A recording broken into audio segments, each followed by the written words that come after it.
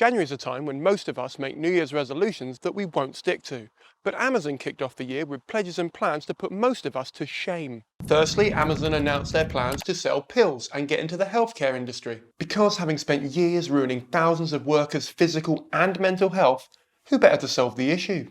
Alexa, get me a kidney. Go fuck yourself. Amazon also said they'd be releasing some wearables. Sorry, I misread that. Bezos said he has plans to stick a finger up my arse and wear me like a sock puppet. The next day, Amazon pledged billions for affordable homes in America, because we all know unelected billionaires are perfect for solving the world's problems. Or he could just pay his taxes. He's basically playing Monopoly in real life. Later in the month, thanks to the Capitol riots, Amazon removed free speech social network Parler from its web hosting platform. This left conservatives only MySpace and Bebo to chat on and caused outrage among Trump supporters, an outrage that was noticeably lacking when Trump was trying to ban TikTok. A key learning from all of this for me is that Amazon Web Services control a third of the internet, but currently not YouTube, so I'm fine. For now. Due to boring red tape and logistical reasons too unfunny to include in this video, Brexit caused Amazon to stop selling some products in Northern Ireland. This is exactly the sort of thing they didn't vote for. And for one hot minute, the walking meme Elon Musk dethroned Jeffrey Bezos as the richest man in the world. Which must have felt great until Elon remembered he has to give up half it in his divorce. Next up, February. And while we've all been in lockdown, writing terrible screenplays and starting podcasts on how to end capitalism, a mother in Wales took dystopian lockdown hobbies to a whole new level by baking an ultra-realistic Amazon parcel cake for her son's birthday. This only had one tier, while the rest of society was broken into three. Then nearly 4,000 Amazon staff were told they had COVID after being sent the wrong alert by the Test and Trace app. I'm starting to see why Amazon thinks it would do a better job at delivering our drugs. To round off February, after only 10 months as diversity leader, Chanin Kelly-Rae quit, saying that Amazon's executive leadership doesn't prioritise supporting or retaining black employees. Which surprised me, because I thought Amazon treated all their employees with equal contempt. It's almost as if adding BLM to your Twitter bio isn't enough. Amazon's next CEO defended the company against the racial bias reports with an internal note saying that there's a lot of work to do. I hate to break it to you, that's not so much defending the company as much as it is admitting there's a problem. Like most years, the next month was March, where Amazon went on a rampage opening brick and mortar stores, including their first contactless store outside of the US in London, meaning now they don't need to worry about workers unionising because there are none. Vloggers and journalists, who are pretty much one and the same at this point, tried to do what we would all do and rob the place in a sort of middle-class reimagining of The Purge. Next they opened a hair salon in London. And they didn't call it Prime Cuts, or Clip and Collect, or... there has to be a third. Box Cuts? Yeah, that really is the worst one. It sounds like an idea from Alan Partridge. Haircuts modelled by Jeffrey Bezos. Guessing the staff have to do 250 cuts a day with no toilet break. I'd be wary of whatever's in that water bottle. And I'm sure it's just pure coincidence that only a few weeks later, they sold 80,000 bottles of discount apple cider shampoo. I bet that data isn't going to get used to target anyone. How do you like them apples? In other news, Amazon was accused of being anti-Welsh after rejecting 2 reviews written in Welsh saying they didn't make sense to their AI bot and broke community guidelines. If 2 bad reviews are enough to get an entire country blacklisted, Putin really needs to reconsider how he's dealing with journalists and vloggers. First they were anti-union and I said nothing, but then they came for our reviews. April, or apparel, as someone on their gap year in France would say, was next. And female Amazon drivers revealed the lengths they've gone to take a piss on the job, ranging from shiwis to plastic bags. Amazon pled the shaggy defence, claiming it wasn't me. Denying the whole problem existed, claiming that if our working conditions were that bad, nobody would work for us. Which doesn't hold up particularly well against the entire history of American capitalism. Amazon has killed thousands of small businesses and is now the predominant employer in a lot of small towns. The second largest in America overall. So the reason people continue to work for them is not to starve to death, not because their working conditions are on point. It doesn't help their case that Amazon have a preferred choice of piss jug when you search for shiwis. Amazon eventually said sorry, badly. Much like their drivers, they bottled it, and instead of saying sorry to the employees, they just lied about there being an issue. Ironically, taking the piss. The apology was slightly tone-deaf given that Amazon's next investment was into AI-powered trucks with cameras inside them to see if drivers were yawning or having a piss while out doing deliveries.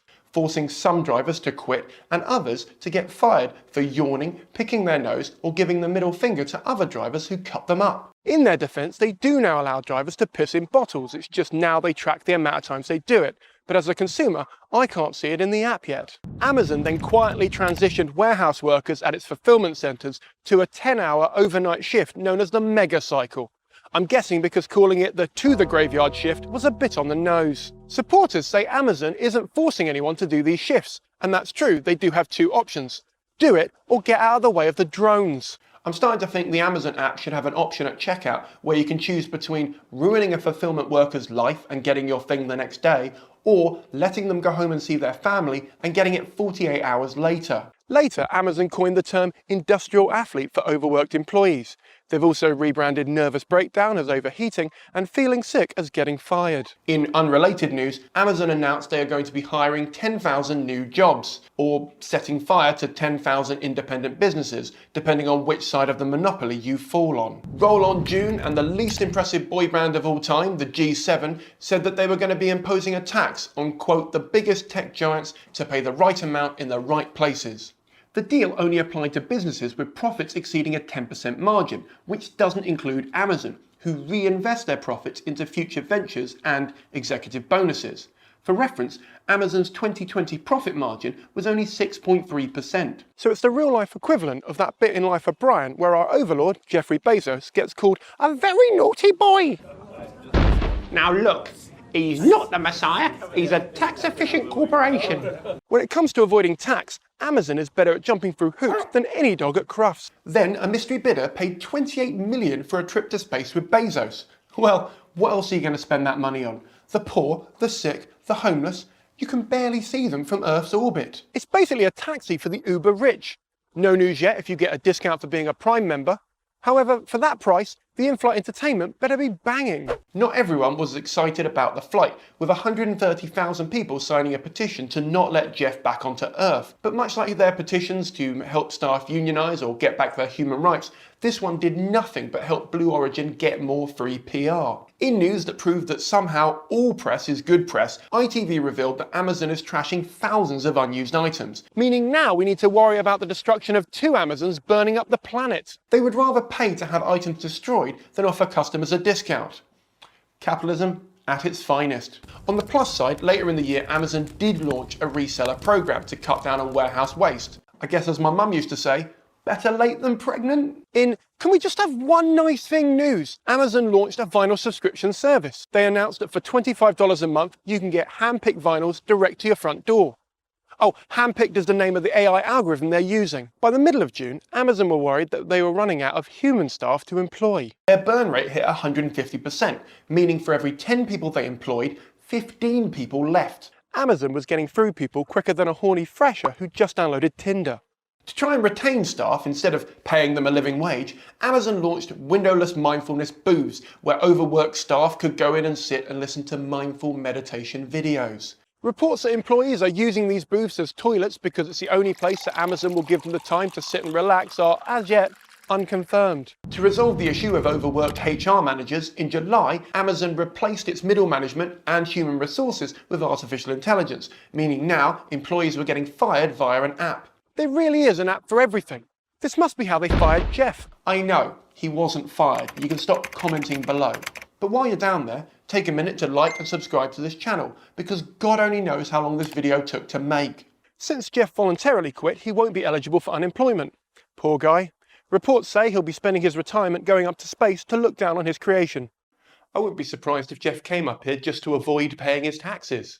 Jeff's rocket, the SS Overcompensation, was modelled on the spaceship from Austin Powers, and for 11 minutes, he wasn't the richest man on Earth. When he returned, he thanked customers for paying to make the flight possible, in a move called Tone Deaf by Stevie Wonder. In August, Amazon offered customers $10 in credit if they scanned their palm print into their biometric recognition system, Amazon One. So far, they've not responded to my email offering them just my middle finger for $2.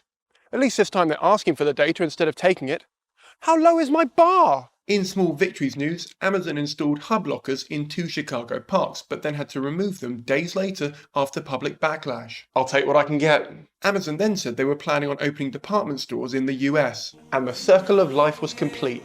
To cap off Jeff's hot girl summer, Amazon was fined a record $887 million by the European Union for breaking GDPR rules. In response, he thanked customers for paying to make this fine go away as quickly as possible. In September, Amazon offered a £50 punctuality bonus to get staff to turn up. I'm half expecting them to announce that warehouse workers can now use the toilet on their shift, but for a £50 fee. The reward is for people who have 100% attendance. So it's not so much a bonus as it is a day's pay cut if you have the temerity to be unwell. I'm surprised the £50 isn't in Amazon credit. I can see why they've done this. I'm guessing they've weighed up all the options and they've decided that paying them fairly and giving them decent working conditions wouldn't be incentive enough to get them to turn up. In Haven't We Heard This One Before news, Amazon paid $492 million in UK tax on their $20.6 billion revenue. I know this song. Dear BBC, I think you forgot the word just. That means their tax rate is 2.38%. This particularly annoyed people in the UK, as it came around the same time that Prime Minister Boris Johnson decided to increase national insurance to cover the NHS costs caused by the pandemic. To be fair, turnover does not equal profit, and UK businesses only pay tax on their profit. Amazon has been building distribution warehouses in Darlington, Browburn and Hull, which are not cheap, and they do lower their tax. To be even fairer, most of Amazon's UK sales are generated by third parties and not Amazon directly. But when you buy through Amazon, the sale is recorded in their turnover, and they only see a few percent of that amount. The rest is going to the actual retailer. So to update that headline even more for the BBC, it should read, Amazon just paid $492 million in UK taxes on $20.6 billion after reinvesting much of that money to avoid a higher bill. But in real terms, they still paid under 10% tax on their profit, which is insane.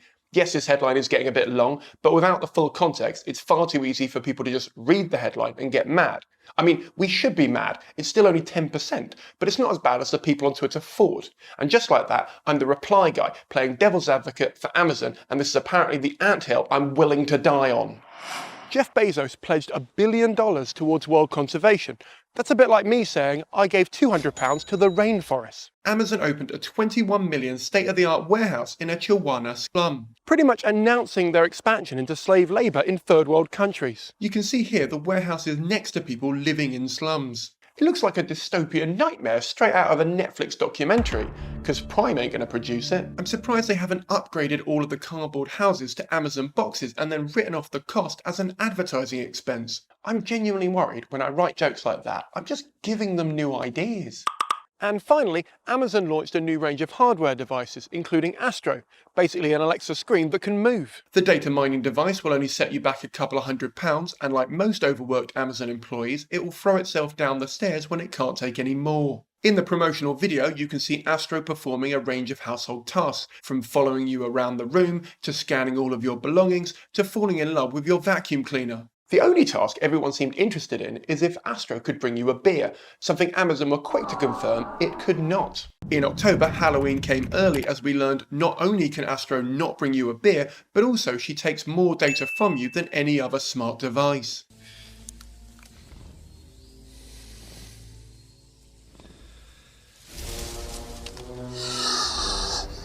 Clever girl. To which all other smart devices said, "Hold my beer," and Astro replied, "You know I can't." Sidebar point, who the fuck are these monsters using Bixby? This was followed up by a reporter who discovered thousands of audio recordings on her home gadgets. She was so annoyed at Amazon that she went to TikTok, a platform known for mining your data, to rant about it. She reported them to the police, who investigated and said, Every bond you break, every step you take, I'll be watching you. According to the BBC, Amazon opened the first non-food store in the UK. clearly showing how out of touch they are, as I've been going to non-food shops for months now. Then Amazon offered bonuses of up to £3,000 to encourage staff to work up to Christmas, in a sort of Black Mirror-inspired reimagining of Who Wants to Be a Millionaire, only this time it's how much will it cost for you to piss in a bottle on Christmas Eve. Less catchy, but I still think Clarkson would front it. Captain Kirk then became the oldest person to ever go into space at 90 years old. He had 11 minutes in heaven on Bezos' rocket and later said he'll never be able to recover from this. Bezos, you dog.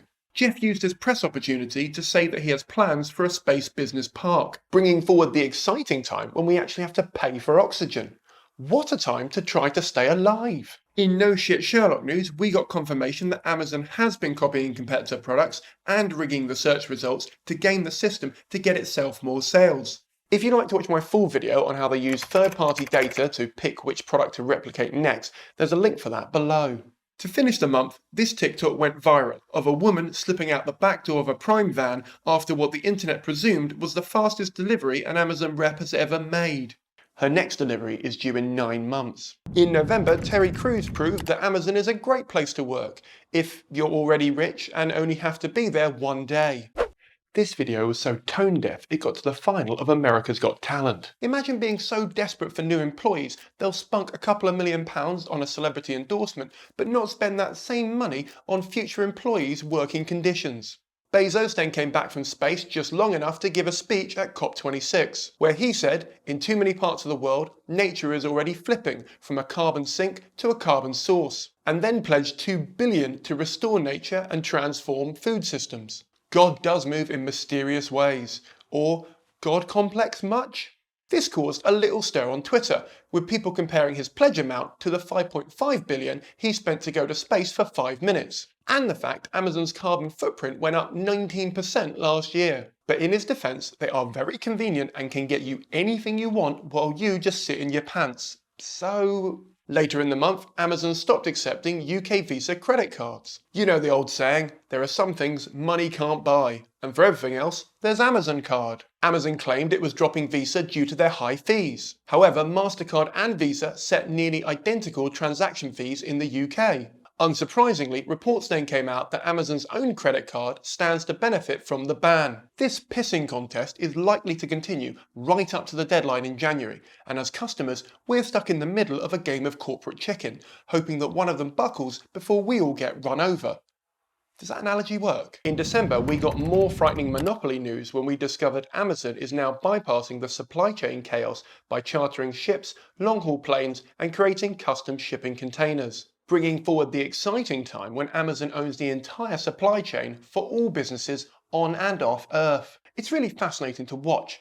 Amazon has never succeeded because they were the best. They've succeeded because they're incredibly innovative and bring as much as possible in-house.